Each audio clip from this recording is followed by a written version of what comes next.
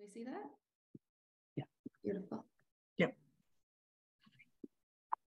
Well, welcome everyone that's present. I just wanted to say that it's been a long time coming, and I do believe I have the knack for presenting and doing all this lovely stuff. And this is like me and Nilou creating both at the same time. We're working on this.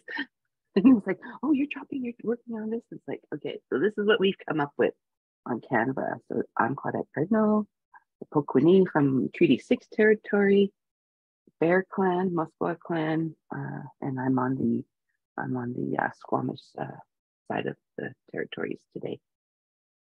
And my mountain sister. That's why we have two mountains on here. She's from one mountain, I'm on the other in Coquitlam, also on the Coast Salish peoples as well as the Coquitlam peoples as well. And I'm Nilou. I'm a first generation settler here on Turtle Island. And I'm really excited to be here and presenting the Stats Talkback 2.0. And we want to acknowledge that we're on the unceded lands of the Coast Salish Indigenous peoples and the traditional lands of, well, the office is downtown, Musqueam. I'm on the Squamish and the Tsleil-Waututh peoples territories. And Nilou, she's on that side. Oops. Yep, that's true. Did I press it twice? Okay. Sorry. So first of all, we want to start by just thanking you all so much, because our time at Spirit Ridge was just an incredible experience that just provided us with so many memories and so many teachings and just so many relationships, and it was lovely. We wanted to share a couple of these special moments with you. So I took this at the front of Spirit Ridge as well, and Spotted Lake was one of my favorite days there. And you can see our feet in the beautiful lake, and you can see Claudette's Blackfoot there with the wonderful minerals and the healing. And the beaver moon that Claudette took a photo of. So we just wanted to do a little compilation. There's a part 2, and thank you for inviting us, because it was just such an incredible experience. And so this is my lovely compilation of the time there. There's where we met at the Spirit Lodge with the TV there. And then Elder Sheila took this picture of me after coming from the lake and doing my release. So when all I got from the creation story of Elder Trisha's brother was the porcupine and killing the maggots. So everybody had their own song, how every animal had their song, animal. So all I was thinking while I was sinking in the Spotted Lake was going, uh-oh, because I went like that and jumped like that to release, right? And I'm like, uh-oh. And then I started to think below, I'm like, okay, just pray, let it go, right? And that was all I was thinking when I was there. And then I kind of signed the cross and, doing all that kind of blessing with the water, putting it all over me. And then I come out of the water and that's what I look like. I felt like just a cleansing. And then taking a walk with my dear sister, Miranda, down to the Okanagan water. And it kind of emphasizes that I'm walking on water, just how light I felt after that experience. And again, when we got to the waiting for the gates to be opened, I was like looking and I'm like going, and hence the heart again is emphasized, my heart, the healing, right? And then us, the sweat sisters, I call us down here, we were all in the sweat at the retreat. So that was, yeah, very special. Thank you very much. Yeah, and we're wearing our beautiful gifts today as well, just to honor the memories that we made together there. Yeah. And again, this is introduction of myself, and that's me honoring, I guess the stage of life that I'm entering in, right? That it's more of an awareness. I don't think it's an elderly stage. It's more of an awareness stage. I feel that you still learn things when you're this old. That's all I want to say. Because everybody knows that the introduction of who I am, and then that lovely design that was co-created by my little grasshopper, I call her. Yes, Claudette, when she walks into a space, she needs no introduction. So there's always that. And this photo was from a while ago. My hair was a lot shorter. This was the beginning of COVID, and I just decided, no, I'm done. Chop off all my hair. but it's grown since. And I'm out in nature, which is my favorite place to be. And we're Mhm. going to talk a little bit more about this beautiful tree. It's called the Tree of Life. We created Mhm. this for one of our papers that we wrote together and published together. And we'll Mhm. talk a little bit more about it. Claudette's name, Wopokuni, as she mentioned, means flower. And you can see on the left-hand side the purple, which is her favorite color, and her flowers there. And then on the right-hand side, it's my water lilies, because Nilou, which is my name, means water lily in Farsi, and green, which is my favorite color. And Claudette, Mhm. talk about. And in the bottom part, if you look, it's naturally occurring.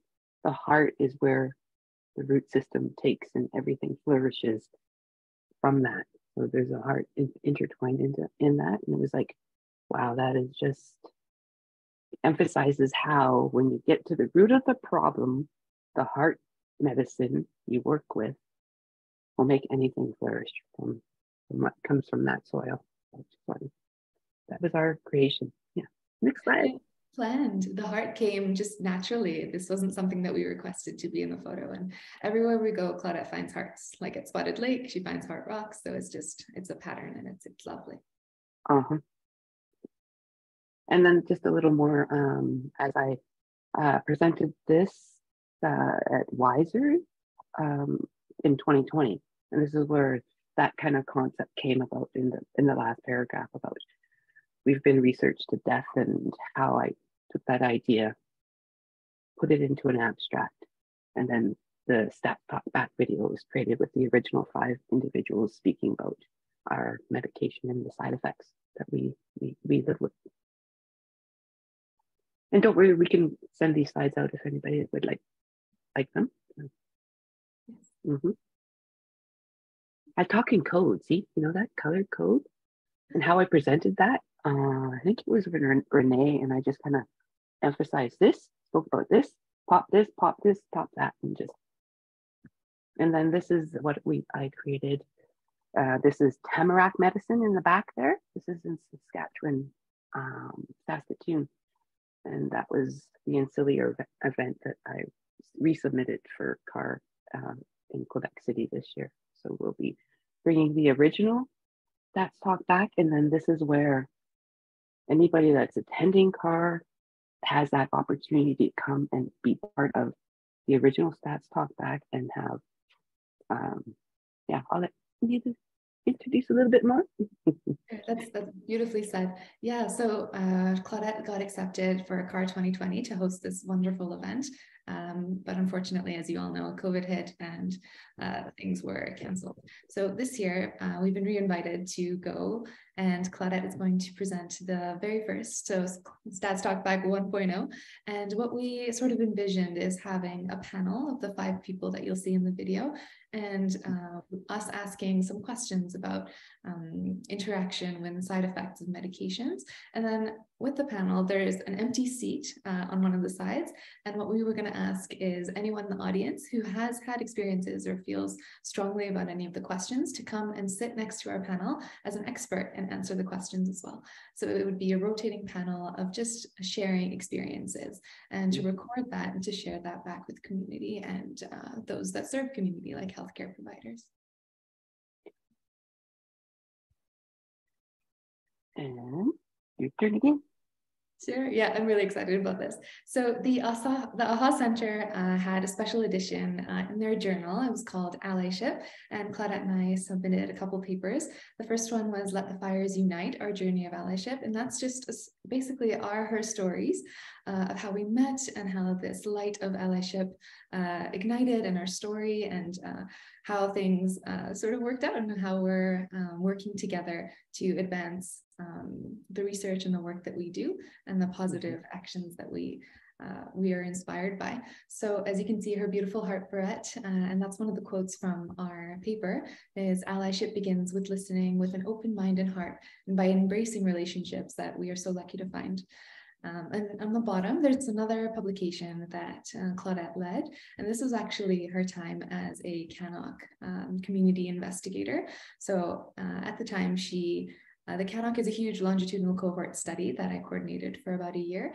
And before my time, she was involved, and she decided to ask a question about gender and combination ART therapies and treatment changes and how that affected the genders differently.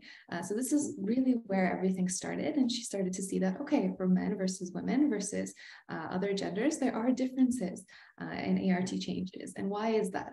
So we spun it a little bit into allies and researching gender together. So we brought this lens of allyship into the conversation. And we also presented statistics and facts as well. So it's you can see the rest of the authors on there. Some folks are from the BC Centre for Excellence.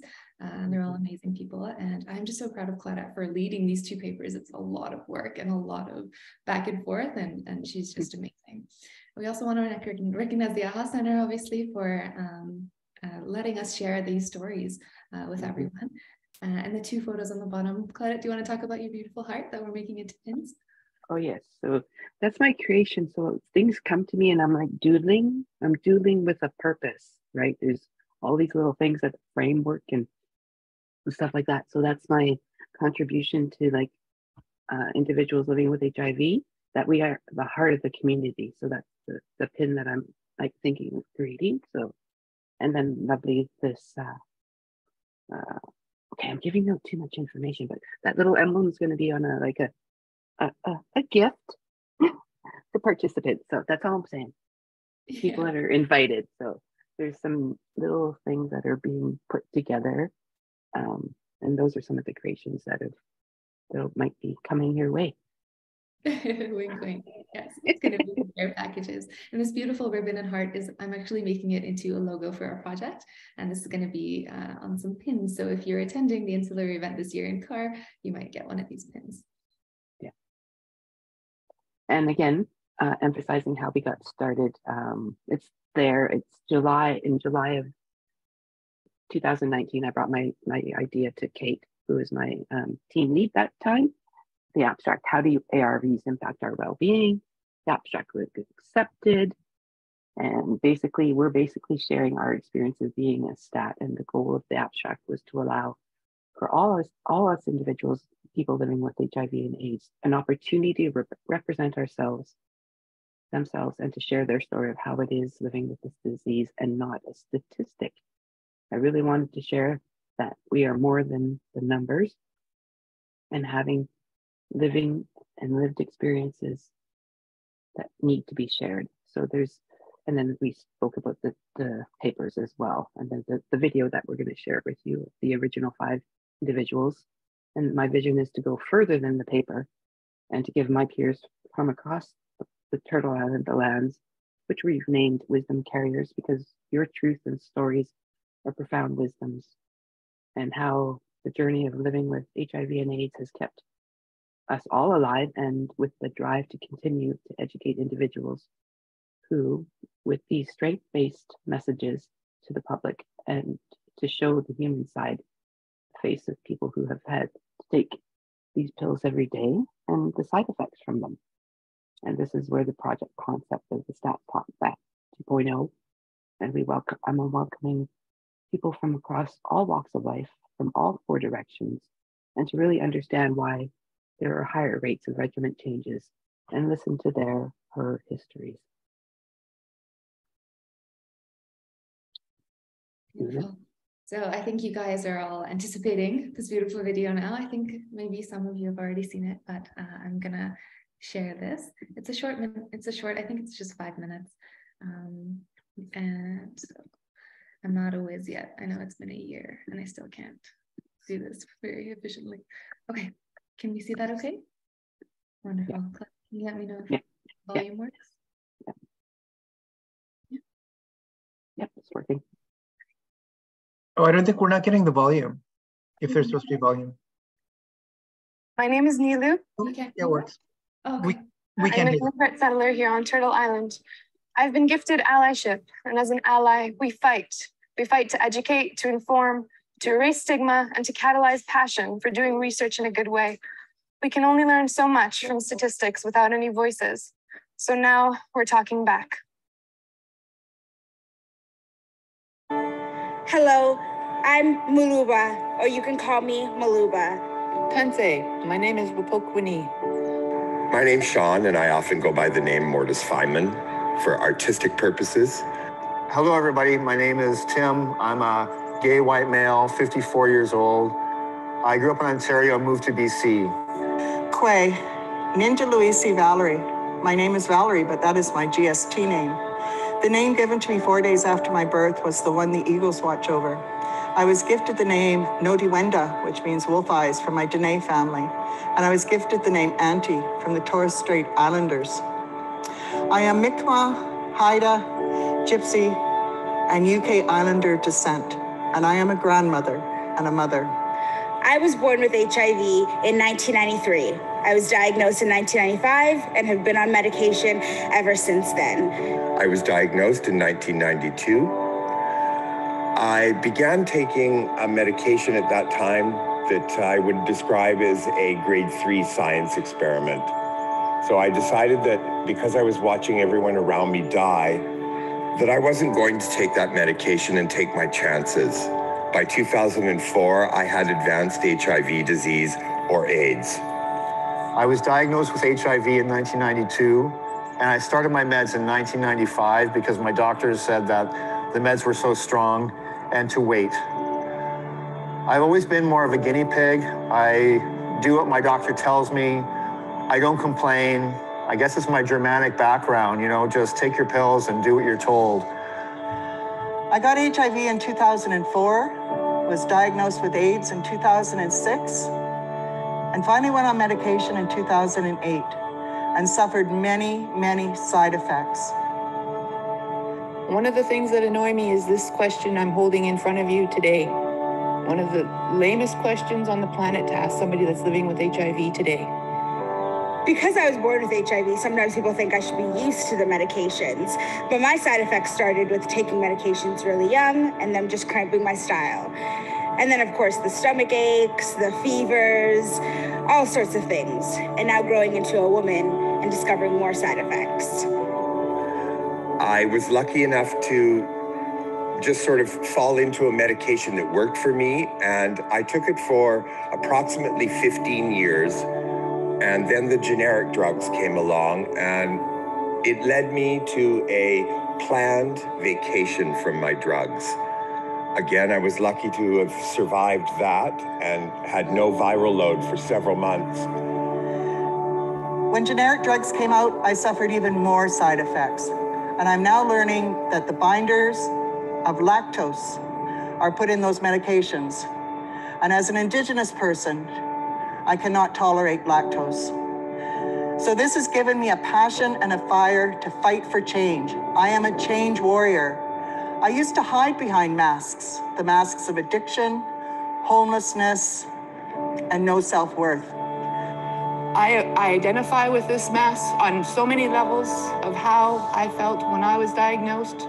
There was no one there around to help, no one to lean on, family, forget about it. They disowned me, shunned me. But I have a lot more to say on this and a lot more to share about my story with my medications.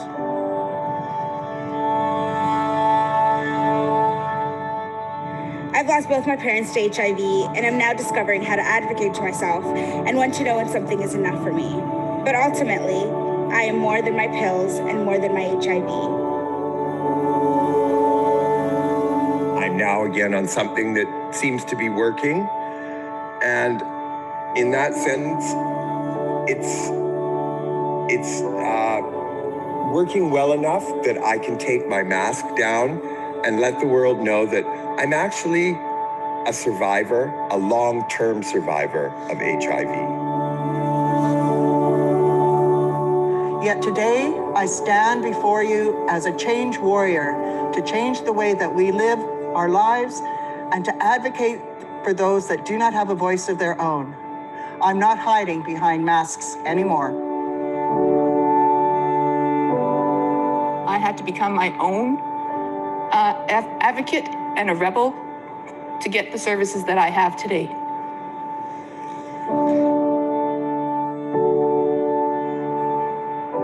We would like to acknowledge that this filming was done on the ancestral, traditional, unceded territories of the Coast Salish peoples.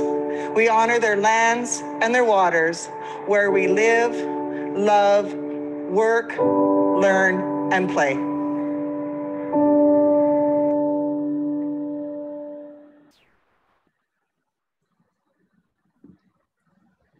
Watched this video several times, but I cry each and every time. It's just really emotional. Oh, Claudette.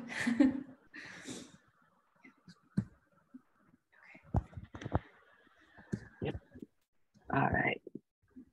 I'll take us back to Mm-hmm.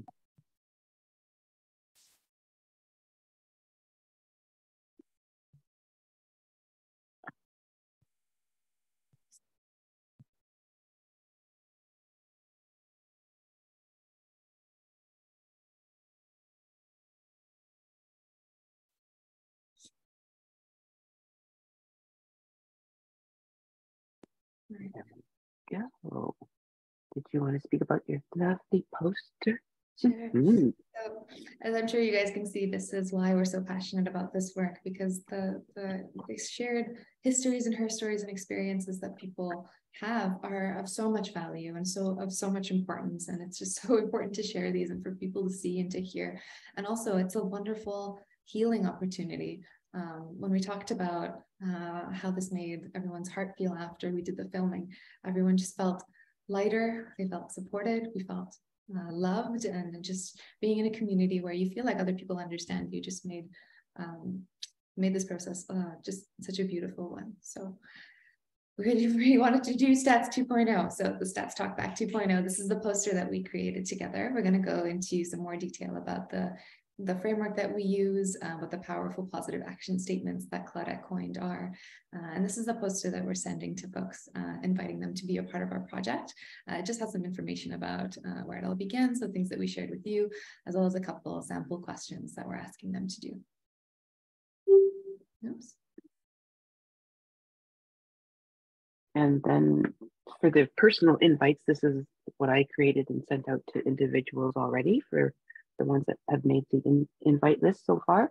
And that's just, you know what it says, because you've read it and you've accepted and responded. So thank you for everyone that accepted to this point so far.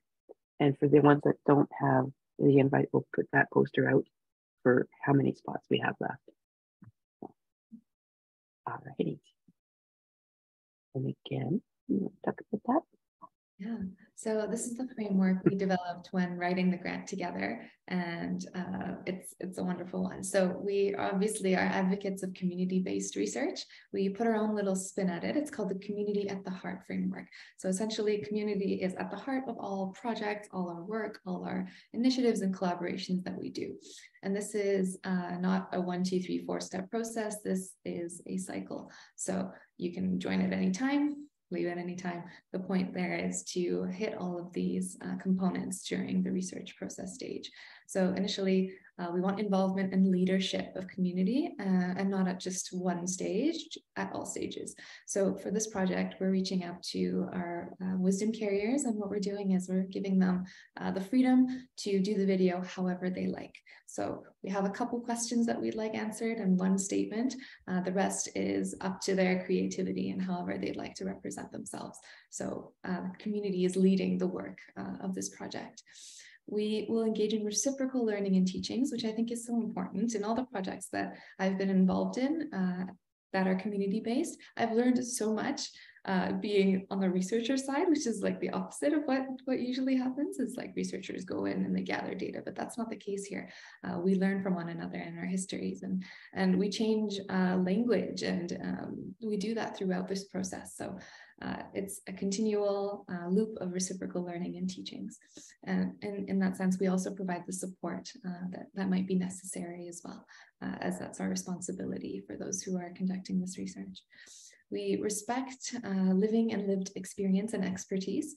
That is actually the whole purpose and the premise of this project, is to highlight living and lived experience and giving that information to the community and to everyone. So that's awesome. And then also one of I don't want to say one is more important than the other components here, but relationship building and engagement in future opportunities is one that I think is really, really important. For example, the relationships that we built at Spirit Ridge are ones that'll stay with us for the rest of our lives, and we'll continue to engage with folks and involve each other and work together collaboratively as we move forward. So here's to the future of more projects like this and more amazing collaborations with Claudette. And just to emphasize, to be very creative and unique in the videos when you're creating them. Like if you love nature, just, out there doing whatever you do in nature. Or if you're a dancer, whatever, cook, whatever your uniqueness is, and answer a couple of those questions and put it on video. That's what all we're asking. Simple. Yeah, we celebrate and encourage uniqueness, especially in this project. Just be you and shine through however you know best. And then these are the positive action statements. So I went beyond our regular affirmations that we have and that kind of Western kind of wording again. So it's more powerful. I came up with meaning that we all have voices, and the strength and the power comes from our experiences. And we all need to be heard, celebrated, and to be learned from. The power comes from within each and every one of us. And this is where each of us has our own healing and our health journeys as well. The positive side, meaning that we put on a positive lens when we speak of our experiences and the things and think of ways how we've grown and learned and how we can share our learnings with others to positively impact our peers' health and healing journeys as well. So we're not just thinking about ourselves, we're helping others as well as we're thinking through these action statements. And then the action meaning that we're going to hold, there's goals behind them, and that there's steps that we will take, and we will hold ourselves accountable to these powerful and positive statements throughout developing our own actionable goals that support us on our health and healing journeys. Beautiful. Because we recognize that sometimes when we talk about interactions with healthcare, they're not always positive. And a lot of folks have gone through really negative experiences. And as much as we know that those are so important to share, we want to end the little video with a powerful positive action statement that gives the power back to the person, is positive and shows like, this is what I've learned, this is how I've grown, this is how we can benefit our communities, and actionable. So when other people see the video, they're like, okay, that's how we do it. And this is not what researchers are saying, okay, this is what we need. This is community saying, do this. This is what will benefit us. This is what will help us. So that's the only requirement of the video. The rest is totally up to your creativity. This is the only requirement, is we need one powerful positive action statement. And the plan for dissemination is really exciting. So the first thing we're going to do is a formal showing, like an actual movie with the cinema tickets and the now showing here. We're going to do this first with all the wisdom carriers and no one else. So it's just going to be our little community of folks who are in the video. So the stars of the video will be the first ones to see it. And then we'll also get some feedback and just gauge how people are feeling about it. And take that time and that feedback and integrate that if need be before we share it to the larger audience. And one of the places that I'm really excited about this is in schools. So we have two really well-known and wonderful professors in the Faculty of Health Sciences at Simon Fraser University. We have Dr. Angela Kaida and Dr. Robert Hogg, and both have not only agreed, but are really excited to share this video with their classes moving forward and doing sort of reflection pieces as well. So that's going to be basically this is going to train the new generation of people in health sciences, epidemiologists, researchers, clinicians, people working in healthcare. So our voices are going to be heard, which is incredible. And here today, you're the first to see this presentation, and we're very thankful for the opportunity to have people's lives, living their stories presented in a way where it's in a positive light instead of always being a negative when we think about Indigenous peoples. And also we're going to probably present at Cannes Wise Practices or any other events that Cannes hosts. Also at CAR and also at International AIDS Society Conference.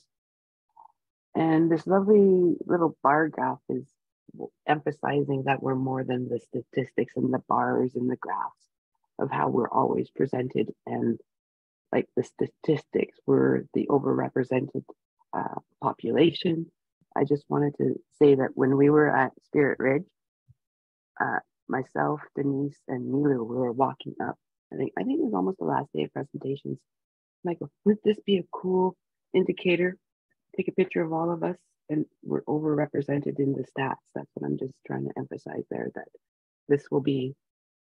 I'm thinking it's going to be well received. That it, that maybe we could win awards or put it out there like that thing, but it's so effective that when individuals sharing our stories, that's where that truth and that camaraderie, the community, everyone that's witnessing the video will really take it to heart and really think about the messages that we are relaying in a positive light. Absolutely. Wonderful. So that's it for our presentation. We do have a check-in slide after this. We do want to hear your questions and comments beforehand. And I think all of you have our emails, but they're color-coded in our favorite colors down below as well if you want.